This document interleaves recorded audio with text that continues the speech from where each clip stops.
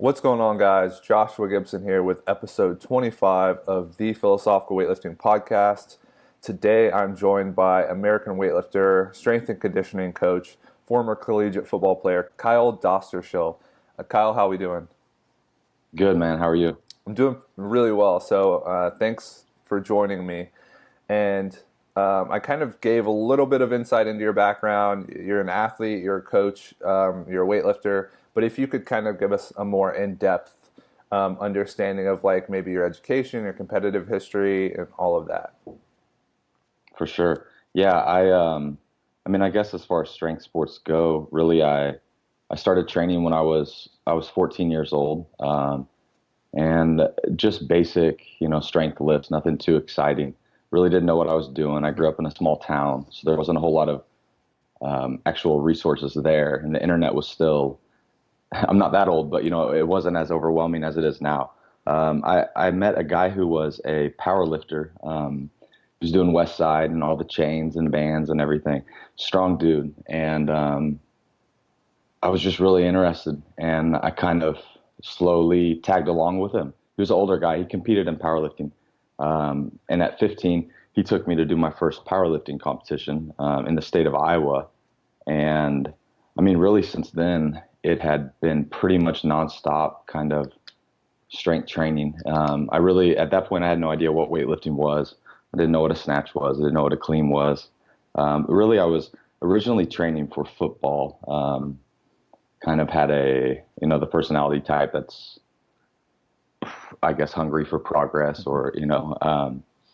and I played football in high school my freshman year. I started on the varsity team my freshman year at inside linebacker. And at that point, I really wanted to play college football. And so that's kind of where my sights were on.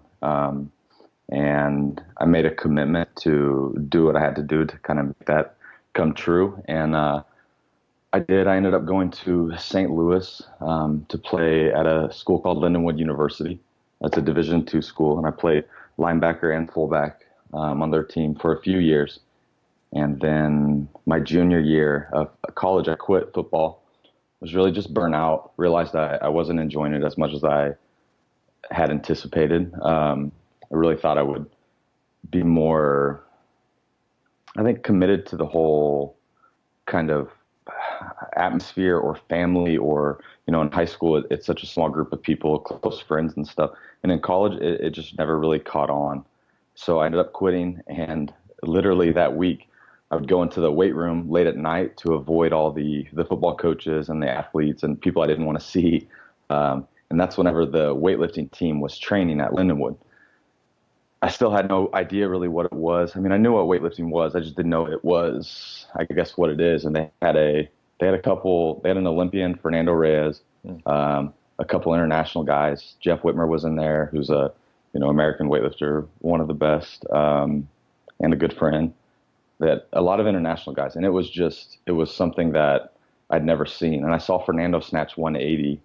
And I started trying to teach myself in the corner, like way in the back. I had my hood up. I was kind of hiding from everybody. And he saw me over there, like just messing around with his bar, trying to, mimic the movements they were doing, having no idea what I was doing. I ended up having him in class, and he's like, "Hey man, I see you in there, trying to learn this stuff. Just let me teach you." So I went in with him to train that day. And really that's kind of when it all started. So I was really fortunate to fall into a really good group of hands, and learned from some of the best pretty early on. And at that point, I sought out all the, kind of knowledge and coaching I could. And one thing led to another, but my background really has always been highly involved in strength sports. Like I said, not necessarily weightlifting, but at the end of the day, it's kind of funny. It all kind of funneled into that direction. And I didn't know I was training for weightlifting, when I was 14 or whatever, but in a sense I kind of was. Mm-hmm. And then, I graduated from Lindenwood University with a degree in exercise science. And I stayed in St. Louis for a few years, competed, worked at one of my best friend's gyms. It's called the Lab Gym in St. Louis. and I moved to Dallas in June of 2016. And so that's where I am now. And I opened a gym down here. That is really awesome that you were able to fall into the hands of such great weightlifters. Like that's such a rare opportunity. Now, as far as Lindenwood University goes, their weightlifting team, do they have the same head coach that they have now? No, they don't. So I was involved in like the kind of the transition between coaches. They had, when I started, I was, like I said, Fernando kind of got me started, but Derek Johnson was the head coach then. Okay. And and so literally like I said, he asked me to come in and train. I did that night. And then that week Derek Johnson took like 5 or 6 guys to Louisiana to train with Gail Hatch and Matt Bruce for a week or 2 weeks. And so I like, hey, I'm in, let's go. And I, jumped in the van and we drove down to, actually they let me drive. Nobody even knew me. And it wasn't my van or anything. And everybody's sleeping. They're like, hey, new guy, you want to drive? Like, shit, whatever, it's all good. So I spent a couple weeks down there with Derek and Matt Bruce and Gail Hatch. And I trained with Derek for probably about a year. And then he ended up leaving, and there were a couple intermittent coaches in between, but then Coach Jean-Ping Ma came, and I was with him for about 2 years. And I mean, we still keep in, he texts me all the time, sends me pictures of his dogs and stuff, or his dog, his daughter randomly, like, Coach Ma's a great guy, and I still keep in contact with him for sure. Now, as far as like your coaching philosophy and kind of your approach to programming, who would you say has had the biggest influence on how you coach and then also how you train? By far, Fernando. I mean, so the way it kind of started was I knew he was a high level athlete, obviously at a school in the States, from Brazil, training for the Olympics at the time, for London. But I still had no idea like really what was going on. It felt like the right thing to do, so I kept doing it. And I think at the time he was training with Jeff Whitmer, but Jeff had a full-time job, and so he wasn't able to be there as often as he needed. And I think going from Brazil to the States, Fernando left his coach at home and his family, and he needed essentially a training partner. And I was lucky enough to be the one to kind of fill that void. And so the way it started was, whatever his coach would send him workouts, he'd have just like packets and binders of workouts in his training. And instead of going, I wouldn't ask a whole lot of questions at first. I would just watch him and literally try to do what he did. And so for the first year, really, we'd use the same bar. I would do the exact same exercises, the same movements. If we were squatting or doing something out of the rack, instead of having my own rack or like making him change it or anything, I would get 20 kilo plates, because he's much taller than I am. And I would step on the plates to unrack the bar and, do the squats. Just trying to be as, just kind of keep to myself and watch and learn. But so really back to the programming and coaching philosophy, he has by far had the biggest impact on it. And that's really where, I've had various coaches and influencers, but he has, if I had to put a number on it, maybe like 90%. And I've also spent a lot of time training in Brazil with him and his coach. And his coach has also dedicated a lot of time to programming for me and helping me, and even corresponding long distance and stuff. Okay. And kind of before we jump into that, you have such like a rich background that I was like completely unaware of. As far as like interesting stories go, do you have any that kind of pop to mind that kind of stick out during your like weightlifting career, with anyone in particular? For sure, man. There's so many. Most of them are again with him and Jeff. Jeff Whitmer had, like I said, he had a full-time job, but man, the guy did an unbelievable job of dedicating time into helping me. At the time, didn't know why. I just knew he was. I have a ton of respect for him, but both of them really devoted a lot of time into me and I guess my career, if that's what you want to call it. But I remember one time I would go through, Fernando would leave for long periods of time and go back to Brazil to train, or Ecuador for training camps. And so I would kind of be excuse me, left on my own. And again, I learned a ton from him early on, but it was more, I'd show up when he showed up and I would just do what he did. So whenever he was gone, I was definitely a little lost. And he left to go home to train for London for, I think he took a year off from school. And so I was training on my own for about a year. And I had trained with a coach in downtown St. Louis, Justin Thacker, who again is one of my good friends, for that time. But it was a lot of commuting back and forth. And I had, again, I was going to the university, so I was taking classes and I was working and spending an hour and a half, 2 hours in the car a day, sometimes twice a day. I did for a year and a half straight. It just became too much, and it was starting to kind of negatively impact other parts of my life, specifically training. And I had about a year where early on in my career, I didn't make any progress. I was stagnant. And it got to the point where I was kind of killing myself in the gym, trying to, make this progress that wasn't happening. And after Fernando got back from London, and I was like, hey man, I want to talk to you. And him and Jeff and me, we go get in the hot tub after training one day. I had a really bad training session and just told them, like, I'm kind of came to this point where I don't want to waste my time. And if I'm going to spend 3 or 4 hours a day training, not making any progress, like, what the fuck's the point? What am I doing? And so it was like a heart to heart, really. But they just said, do what we say for the next year leading up to University Nationals, which was almost a year away. And then at that point, like, you can make a decision, but you're not going to want to quit. And I did exactly what they said. And man, I started in like 2012, and I think this was 2014.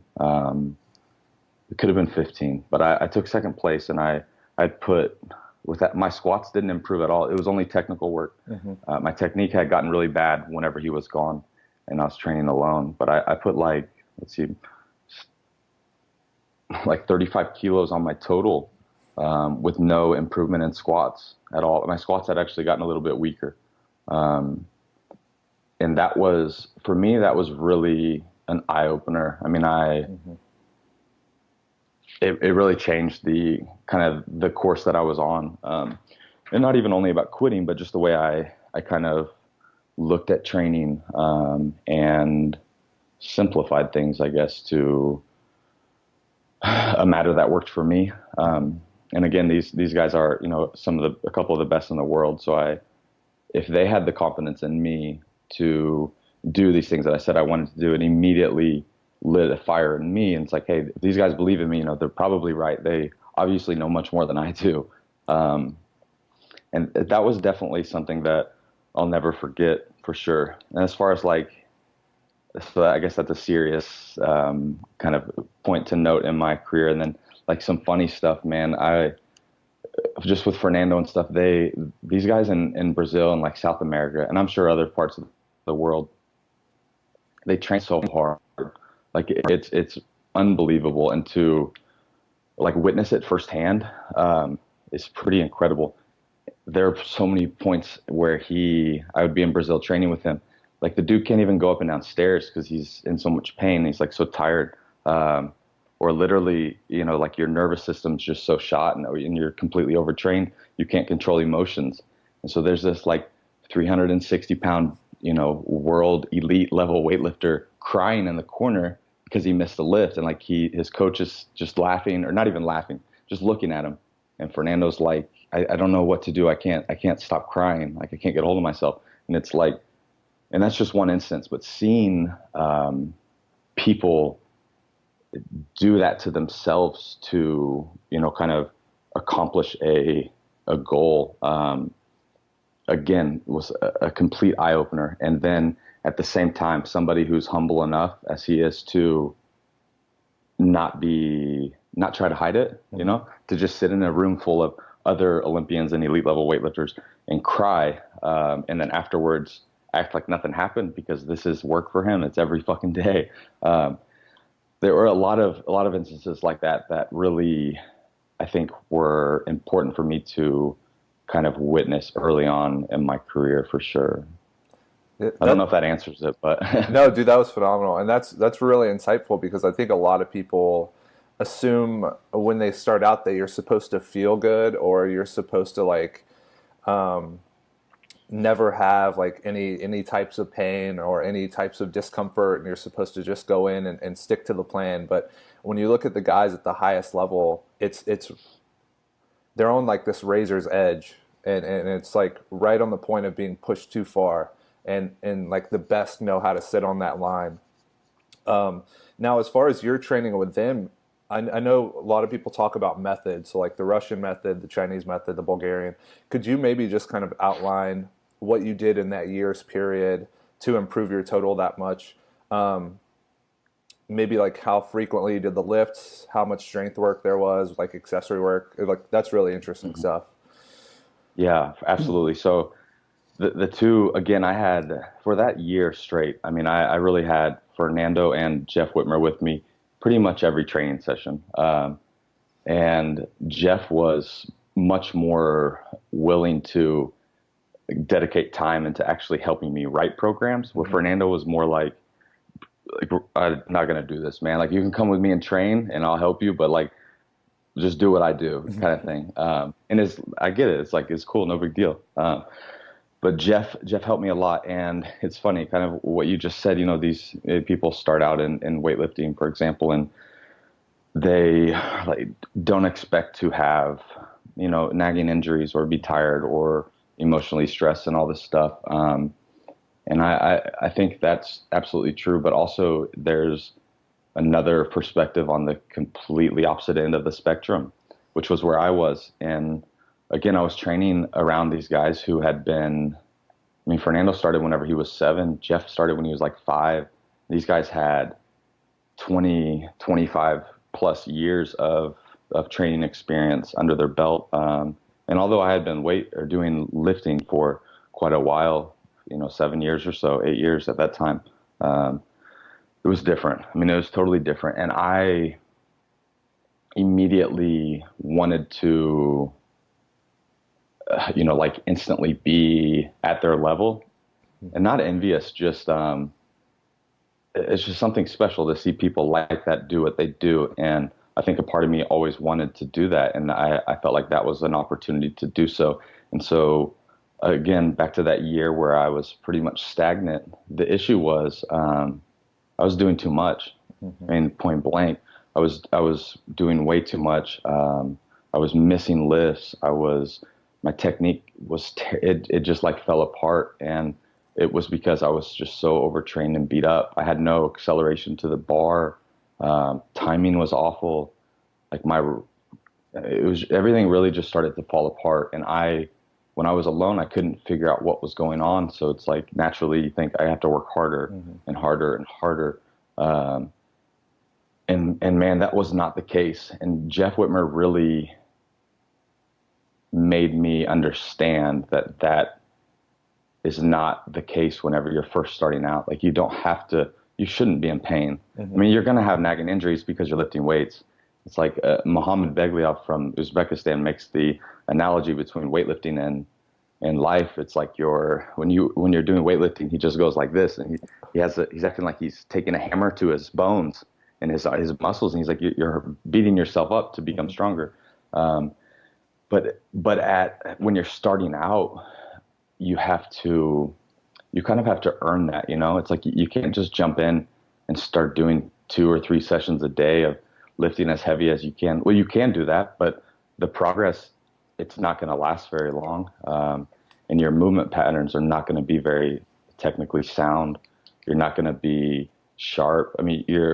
It makes sense, I guess, from a short-term perspective, but long-term, it is not the right way to go. And I say that first-handedly because I was in that position for, again, that it was even over a year, about a year and a half, really. But so anyways, got off topic a little bit. Really what Jeff Whitmer did was he made one day a week where he came in and he had me write a training program. And then he basically went through it with me and edited it. And immediately one of the first things he did was he said, what day do you not want to bring your weightlifting shoes? I'm like, what do you mean? It's like, there's going to be one day a week where you don't bring your weightlifting shoes to the gym. Okay, bro, I don't understand what you're talking about. Like, you're just going to come in and bodybuild, do some abs or like jumps. You know, you can do sprints, whatever you want to do, but you're not going to do the Olympic lifts. Like, okay, can I ask why? You know, and it's like, because you're doing too much, and like doing more work just for the sake of working harder makes no sense. Like, if you're going to build a house, do you want to build a $500,000 house that takes you, you know, this amount of work to do, or the same house that takes 5 times the amount of work to do? It's like, obviously efficiency makes a lot of sense there. So you want to do as little as you can to get the best results that you possibly can. And simplifying it like that finally kind of made sense to me. So the first thing we did was, instead of training 6 days a week, I started training 5. And from there, instead of doing both of the lifts every single day, on Mondays I would snatch, because I was fresh from taking Sunday off. So we could really work on technical aspects of the snatch, which I really needed at the time. So Monday, for example, it was really simple. Monday would be snatches far out from competition. We would only do triples. I would work up to a heavy triple and then back offs. Then I would do snatch pulls, either from blocks or from the floor. I had a bad position at the knee, so we did a lot of knee blocks. And then I would do an overhead movement, typically like push press or push jerk, and I would squat. And then on Tuesdays it was power variations. Wednesdays were clean and jerks, clean pulls, and front squats. And Thursday was bodybuilding. Friday was light powers. We would go, I really liked this day, and it helped me a lot. We would either from the floor or from the blocks, we would do powers at like 80%, and I would do like 8 singles in the power snatch and then power clean and jerk, and only work on speed, nothing else. Like, that was really the only focus. And again, like I said, I didn't have much acceleration from the knee to hip and overhead, or even in the clean when I first started. And so having that day really dedicated to specifically focusing on improving that second pull from the knee really, really helped a lot. And that was the day before like a heavy day, which was on Saturday. And on Saturday, it was, again, far out from competition. I only was doing triples, and then I would do doubles closer. And then a few weeks out, I would start working in singles. But the idea behind that was really, it's like, obviously the weight's going to be limited, you know, compared to heavy singles. But my problem was, I had been doing heavy singles for a year and a half straight, as heavy as I possibly could. And that is what really started to kind of mess things up. That's really what slowed me down. And I think really at the end of the day, back to the nervous system, which is not really something you can feel it if you learn to do so, you know, but starting out, you don't know why you're tired or whatever. But it's like my nervous system was just shot. It was completely shot. And for about 3 or 4 months straight, he really had me doing like recovery training. And that was the focus. At the time, I really didn't know what it was. I just knew it was a lot less work than I was doing. So I was training twice a day, 6 days a week. And we immediately backed off to 5 training sessions a week for about 3 months. And my lifts took off. Mm-hmm. I mean, it was pretty incredible. They just immediately took off, and my technique improved so much. And it was from being able to, you shouldn't, if you train beat up and tired and slow all the time, then what are you reinforcing? Mm-hmm. You know, a beat up, slow, tired movement. And it's like, so then that's what you're going to have. And some people, that might work for them, but I was not one of them at all. Now, did you find that there were any, and you kind of talked about it before with the power lift and just focusing on speed, but did you find that there were any movements that were like a staple in your training that you still use very consistently because they always have like a pretty big benefit? Yeah, absolutely. I mean, I think this probably goes without saying with most people, but the back squat has always been, I've always done a lot of back squats, even in, like growing up 14 years old and in high school and stuff. To me, I was playing football and it made the most sense. It's like I was playing running back, to have big, strong legs and somebody tries to tackle me and I can just put a knee into their helmet or shoulder pad, it's like, it's going to be pretty hard to defend, whenever we're all this young. And if I could have that advantage, and it's like, that makes sense for weightlifting too, obviously. So the back squat has definitely been a huge piece of my life forever, but it's like, even more specifically is training it in a way that is going to help you do what you're trying to do. When I was playing football, it was move fast, because I was not the fastest guy on the field for sure. And speed was something I had to work at, and doing speed work in the back squat definitely helped. Helped my vertical jump, everything. And the same thing in weightlifting. It's like, back to that, year of progress, I was back squatting a ton, but I was doing really heavy max effort singles.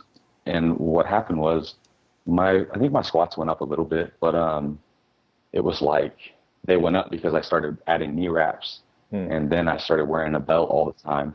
And then I was probably cutting the depth a little bit or something, and even if I wasn't, at the end of the day, I was changing the movement of the squat to improve the squat and not to improve the snatch and the clean and jerk. So I think keeping a huge emphasis on the reason you are, if squatting or if the back squat is your choice, then remember why you're doing it. And it's like, if it's to snatch more, then doing really heavy, slow reps is probably not going to help you improve your snatch. And so learning to emphasize speed in all of the lifts, and technique for that matter, is something that has helped me a ton, and still does today for sure. Okay.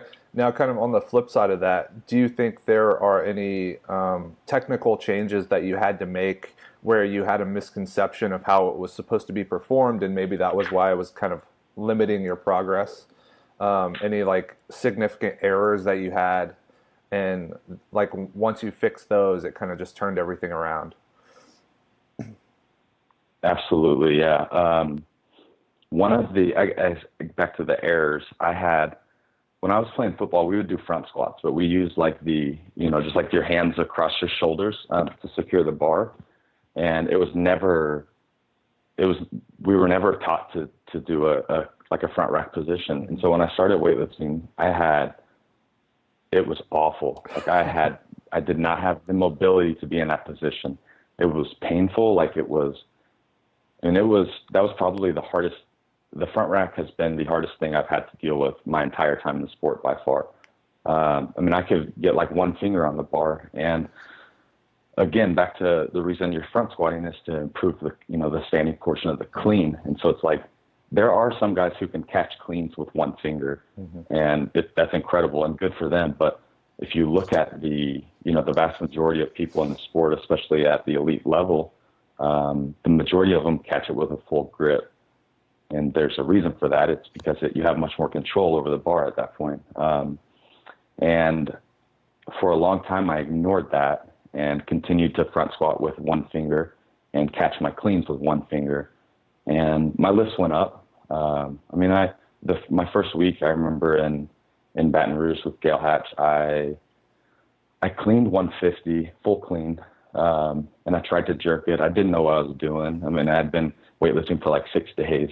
I jerked it overhead, couldn't hold it, but just kept trying to hold it. Ended up dropping it on my back. Didn't get hurt or anything, but just not knowing anything about what I was doing. And looking back at those videos, it's like a lot of the time I would miss the reception of the clean purely because I didn't have the mobility to catch the clean. And it's like, if I would have started, again, the way I started was just kind of jumping in with one of the best weightlifters in the world and just doing what he did. I didn't necessarily have anybody teach me. It was more like visual learning. And so at that point, nobody told me like, hey, bro, you got to fix your rack. Like this is not going to work. It's not going to hold up. And I didn't have anybody tell me that. And I didn't know at the time. And so Jeff Whitmer actually had me start front squatting with a full grip. And that would limit the weight that I was using. And over about 6 months or so, I was pretty relentless about it. There were some stretches, here and there, but really front squatting with a full grip was all the work I needed to do to improve that position. And now I catch cleans with a hook grip and that's helped my timing a lot. But even beyond the timing and the clean, if you catch it with one finger and then stand up from the clean to transition into the jerk, that's a pretty complicated re-rack position on the shoulders. And most of the time you're probably going to be fine, doing it, even if it doesn't look so pretty. But one, you expend a lot of energy trying to do that, and that's wasteful. And two, as the weight starts to get heavier, it's only going to become more and more difficult, regardless of how good you get at re-racking it on your shoulders. More weight, is going to be more difficult. And it's like my first or second meet in Chicago. I was with Derek Johnson, and I was like right on the border of qualifying for nationals. But I had to hit I think it was a 155 clean and jerk, and I had never cleaned it or even attempted it, but we knew if I could just rack it, I could stand up with it. And then the jerk was like rolling dice, man. And 3 times in a row, I cleaned it horribly, but I did it, stood up, went to re-rack it off my shoulders. And it was such a complicated re-rack that I missed the re-rack, and the bar dropped on the platform 3 times in a row. And that is whenever I realized, like, this is not, like something here is not working. The bar shouldn't end up on the floor before it goes overhead. And so from that point, I started doing front squats to jerks. I started doing all my jerks out of the rack. I started doing all my push presses out of the rack, all my push jerks, presses, everything I could possibly do to work on that front rack position, whether it was for the clean, the squat, or the jerk. I just started doing. I made it a priority. And that helped everything. My jerk had, up until that point, had been like my worst lift, but it was because it was so neglected from, one, expending all my energy on the clean, and then 2, not even making it to the jerk because I didn't know how to, re-rack the bar on my shoulders. And so that was pretty monumental for sure. Yeah, I guess I kind of failed to introduce this, but as far as your best lifts go, maybe could you give us a snatch, clean and jerk, clean, back squat, and then like front squat? Yeah, for sure. My best snatch is 155. My best clean and jerk is 195. I've never attempted a clean over 195, but the clean I've always struggled with and still do. I have a horrible crash, man, and it's just awful. And it's something that I'll have to try to improve my whole life. My best jerk out of the rack is 215. My best front squat is 250, and my best back squat is 280. Okay, so as far as like the crashing on the clean, what do you feel is like the biggest issue there? Because I know a lot of people actually have a problem with that kind of disconnect between the bar and the catch. What are you trying to do to correct that? I think first, like you asked, you have to figure out what the problem is or what's causing it. And for me, it was the first couple of years in the sport, I had established and developed from the beginning a really, really poor receiving position. And so really it was like, I built my clean off of this really weak position, and just kind of kept telling myself, like, it'll get better. You're going to figure it out. Like, don't worry. Well, I still haven't figured it out, and it's still bad. But I think for me, like, really the root cause of it was learning to move in that way, establishing those movement patterns over long periods of time, and just reinforcing this wrong transition onto the shoulders. But then even further than that, like, the mobility for me has been a pretty big issue, just because to keep the bar close and have like a fast width of the elbows, you can't have anything keeping the elbows from turning over. And again, when you have mobility problems and you're trying to keep a full grip and turn the elbows through, there's a lot of things working against you. And so it makes the elbows slow.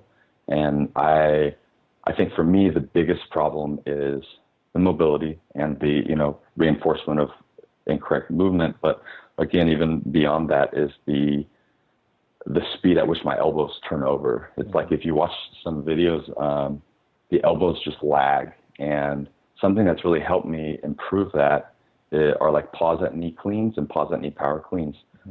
Just because you don't have my legs are pretty strong, so I can kind of rely on them to move the weight And if you don't have time to pull from the floor and accelerate the bar, then you're not going to pull it as high, high naturally. And so you have to be under quicker. And so really learning how to correctly clean was helpful, but then learning to find these, just a couple exercises, again, the posit knee and even blocks from knee, to improve it specifically have been huge. Okay, so you're the head strength and conditioning coach at your gym. When an athlete comes in and they want to learn how to weightlift, how do you approach it to ensure that they don't develop those bad habits immediately? Do you have like this period where there's no weight on the bar, or do you have them like jump right into it? Kind of what's your approach to developing someone's technique? Yeah, so I mean, it definitely is. It's individual. Let's say you have 10 people come in the gym at one time, and a couple of them, if everybody's been doing it for a few months or even a year, it's like a couple of them are going to be really athletic and move pretty well, and obviously progress quicker than others. And so I think after they establish, like a proper movement in your gym, like with you, watching them, your eyes on them, then you can start to progress them, with some weight. But honestly, for the other 8 people, we do a lot of bar work and a lot of really light weights. Like and it wasn't really planned, but somewhere along the road, I bought a couple 5 kilo sets of 5 kilo like bumper plates that are regulation size, just like 10 kilo plates. And for the girls, it was really useful, but even the guys, man, because guys always want to put on the greens because it's like the big weight. It's like if you can't snatch the 5s, like you don't need to be snatching the greens. Mm-hmm. And so I have a ton of 5 kilo weights that are regulation size, and people started using them. So I just kept buying them. I'm like, this is perfect, because they look like the big weights. And so everybody's happy to put them on. But we do a barbell warm-up. All my members or athletes, including myself, before we work out, we'll go through a barbell warm-up it's really basic. It's just RDLs, back squats, presses, good mornings, for like 5 to 15 reps each, just to get into more time with the bar in your hands. And then from there, whatever the first exercise is, let's say it's snatch or snatch balance even, we'll do 3 to 4, or even like 5 sets of 5 reps with the empty bar before there's any weight. And again, just to learn to correctly move the bar without, adding the weight. And it's like you have, again, out of those 8 people that you're forcing to use the bar, there'll be a few of them that are really eager to put on weight and tell you that they are unable to do it correctly because it's not heavy enough. 1, doesn't make any sense, and 2, those are the people who need to spend more time with the bar. So we do a lot of really light work. And again, it's like, if you go back to those people coming in your gym and how you assess them and kind of plan and program for them, it's like, what's your goal? Like, what do you want to do? If you want to come in here and like look better, feel better, get stronger, improve your confidence, make friends, enjoy your time at the gym, I'm not going to hammer you with work. Like, I'm going to give you enough work to get strong. I'm going to make sure you progress. And you're probably going to progress at the same rate that whoever over there is doing more work than you, if not, at a faster rate. But it's like, I think, 1, coming into the gym and knowing what you want to accomplish, and then being able to relay that message to whoever's in charge, or whoever's responsible for helping you get there, is probably the most important thing anybody can do, whether you're a weightlifter or somebody trying to lose weight. And then from the coach's standpoint, it's just as important to be able to meet with this person for the first time and immediately find their pain points. Mm-hmm. You got to be able to know like what they want to accomplish without them even telling you. Because a lot of times the things people tell you they want to do, there's some truth to it. I'm not calling people liars, but it's like, I think a lot of people are unaware of the real reason they're there. Mm-hmm. And I've had, for example, it was weird. A couple of weeks ago, I had randomly one day, I had this weightlifter and one of his friends come into the gym. He got my number and was like texting me, telling me that he really wanted to compete and like train for the Olympics and all of this stuff. And I'm like, benefit of the doubt. I'm like, cool, man. Like, I can help you. Let's do it. Come in today at this time and we'll talk and get started. He comes in and he's, again, just keeps telling me that he wants to train for the Olympics and how he's like snatched 180 kilos and clean and jerked. I think he said 218. He weighed like 100 kilos. Just looking at him thinking like, these are like international numbers. I didn't say that. Just said, that's incredible, man. You're stronger than I am for sure. I'll try to help you if I can. But, and then he starts working out and missing all over the place. And it became completely obvious that the things that he was telling me were by no means true. And so what that does for him is it puts him in a bad position because, one, I immediately lose trust and respect in him, and that willingness to immediately help kind of goes out the window, at least temporarily. And two, for him, it's like you're setting yourself up for failure because these expectations are completely unreasonable. And right now, in the near future, you have no chance of meeting them. So, you're putting both people at a disadvantage. So I think honesty is really a huge part of the whole coach to athlete, relationship. So a question I have is for an aspiring weightlifter, maybe like the guy that was messaging you, say a middle of the road guy that's either trying to qualify for a national meet or has qualified. What is the best piece of advice that you could give them to help them achieve their goal of becoming the best weightlifter possible? So whether that's changing the environment they train in, whether that's focusing on certain aspects of like technique or their programming, whatever it is, what would you tell someone that says, hey, I want to win nationals?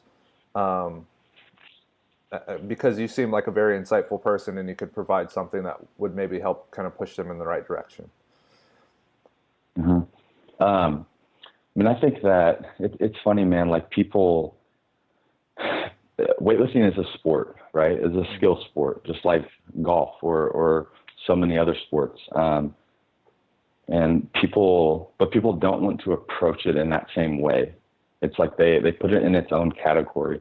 And I understand that in weightlifting, you are lifting weights to get better at lifting weights, to lift weights in competition, and in golf, you're lifting weights and stuff, but not to improve at lifting weights to compete in that. And so there is definitely a difference. But if you apply the same thought process and like philosophy to weightlifting that you do to other sports, I think it becomes much more obvious very quickly too. And so, long story short, my best advice would be to find the best possible resource you can, and just go learn. Just go learn from. And it's like a lot of people, they don't want to do that for whatever reason. Maybe you're scared, or you're scared the person is going to tell you no, or like not want to invest time in you or whatever. But it's like if you approach someone and immediately ask for hours a day from them, and they're training at a high level themselves and probably have other life responsibilities going on, they're probably going to be a little turned off from that and not want to help. But if you are casual and humble and like not needy at all, and approach them and say, hey man, when do you train? Like, I would like to try to train with you. I guarantee you they're going to say yes. And they will probably even be excited, because it's like, although weightlifting is an individual sport, it's obviously nice to have other people around, to train with and experience those things with. And so if you can find the best resource available physically, whether that means they are in your town or city, or you have to travel, if what you want to do is be successful in the sport and compete at nationals or international level or medal or, on and so forth, then you need to be around people who have done that. And if you're not, then it's going to be really difficult. Yeah, I guess that's kind of why I wanted to start this podcast, is to give people insight into exactly how much information people have and how much knowledge and experience they can bring. Like, so just having you on, I'd never assumed that you had this much or this great of like wealth of information to share with people. So whoever's like, you live in Texas, right? So whoever lives in Texas, like, come see Kyle if you want to be a great weightlifter or a great athlete. Um, because I mean the guy's done it, right? Now the last little section I have is kind of like the abstract section where I just kind of ask questions and get your opinion on them.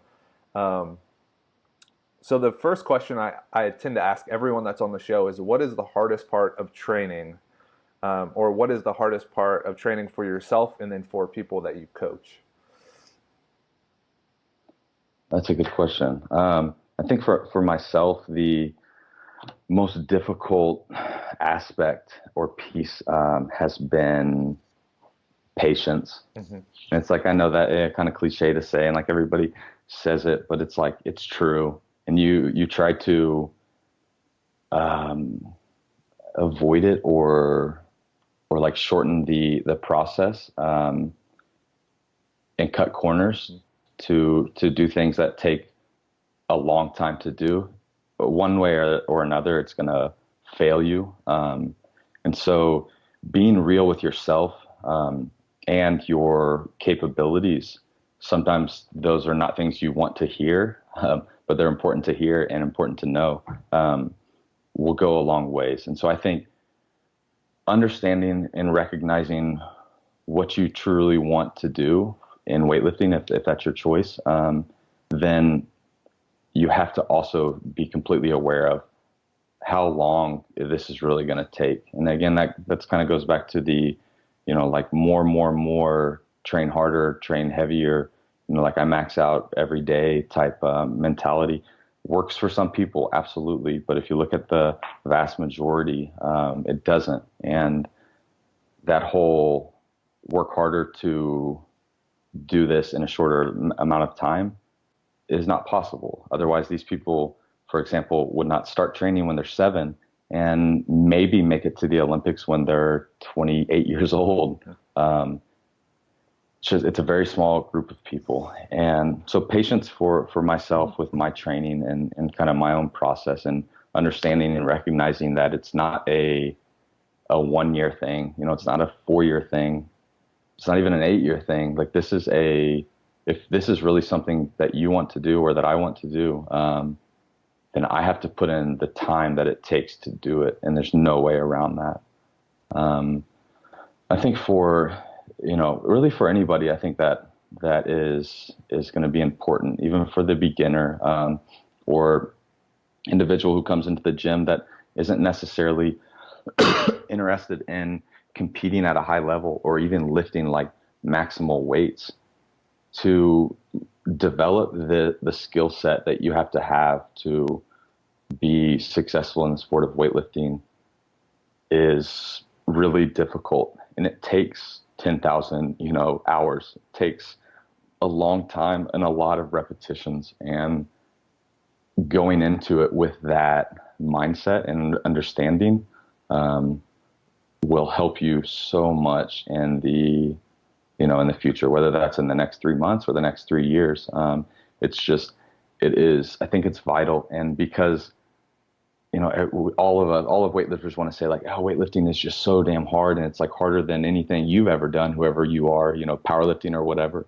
It's like not necessarily true, but the technical aspect of it and like the skill set is hard. And it is something that takes a really long time to develop. And that is the very reason that these international athletes start when they are 5, 6, 7 years old. It's because whoever's getting them started knows that, all right, man, if you want to do this, then it's time. You have to start now or it's too late, essentially. And there are obviously some outliers. Just look at CJ Cummings, for example, who's an unbelievable athlete. And I was messing around on YouTube the other day and saw a video of him like standing flat-footed underneath a basketball goal, and casually like hops up two-handed, grabs it. And it's like, he's not very tall. That's really incredible. And he appeared to be in like school clothes too, so it was probably cold. And so it's like people see those kind of like success stories and think like, okay, he's young, I can do it in that amount of time. And it's like, no, you might be able to, but you probably can't. You need to, so patience for myself and for really everybody I work with, but two, going into it with an understanding of what it actually is going to take, I think is probably the most important. Yeah, I think that's a great point. And I think a lot of sports that have a skill component aren't like weightlifting in the sense that you can develop your skill, but once you start adding more kilos to the bar, it essentially changes the lift. Like you get to a certain point where the bar whip just changes how you have to move with it. And I mean, you don't get that with like basketball because you're always shooting the same ball on the court, or with golf, you're always hitting the same ball with just different clubs. But that's really why I enjoy weightlifting. Now, the next question is, what is the worst mistake you've made as an athlete and a coach? So you can do either or you can do both. You know, as an athlete, I think it goes right back to my point. I've made a ton of mistakes in life, or I'm 27 years old. I'd say I've made quite a few mistakes in 27 years, but specifically in weightlifting for sure. And again, I have a mindset or like mentality that is, I'm pretty impatient. And patience has been something I've had to relentlessly work towards, and it's taken a long time to get to where I am now, and I'm still very impatient. And so I think the worst mistake that I've made is ignoring that and forcing myself to believe that I can do things to shorten that that kind of time span, and not necessarily cut corners, because like I put in the work. You know, I got no problem working, and like I'll outwork you, whoever it is, like whatever. I know there's people out, you know, that's just my mentality. I know it's not true. But I think that's definitely been my biggest struggle and biggest fail, is just the lack of patience. But even beyond that, the believing that there are ways around it. And I think for most people in general, I don't know if these are the best answers, but really the same thing's true, man. And it's like, back to you were just mentioning, like, you know, playing football or like basketball, and the variables are different, and there's not the excessive whip on the bar as you get heavier, and like you're not adding kilos to your helmet or anything, so it's not harder to run. But if you're talking about, you know, competing, for example, when I got to college and to play football, like, I mean, we had all these dudes from, I played at a Division II school, but our quarterback was a transfer from USC. We had a couple guys, wide receivers from Oregon. We had some offensive linemen from Nevada, like all of these big time Division I recruits who had gotten in trouble at the school they were at. And so we, you know, we're like, hey, let's do this. So they came and played with us. And it's like, again, in football, you know, the weights weren't getting harder, but the people you're going against are. Sure. And so it's, you know, and in weightlifting, you're not head up against anybody except the weight. And it's like that weight's getting heavier, just like this, you know, linebacker's coming at me even harder. And so it's really the same thing applies. And understanding that, and having the ability to look at something with a big picture in mind, will help anybody, whether they're getting into the sport of weightlifting to get rid of knee pain, and get a stronger knee, for example, or somebody who wants to lose weight or compete at the Olympics. Like, it's the big picture. Longevity and patience is going to go a long ways.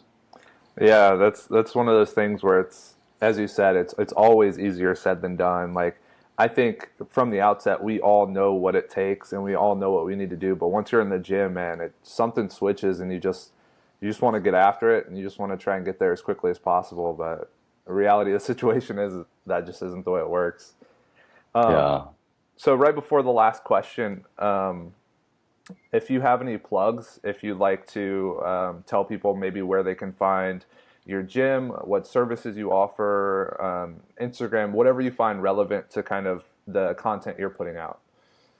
Yeah, for sure, man. I appreciate that. Mm-hmm. My Instagram, my personal Instagram is Kyle Dosterschill.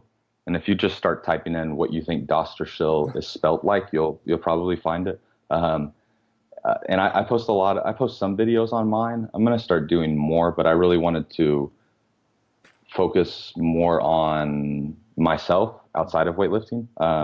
And that's kind of the direction that is going. So you might find it useful, you might not. But my gym's Instagram is pretty good, and we're doing a lot of things with new content development right now. And the Instagram handle is Hunger in the Wild.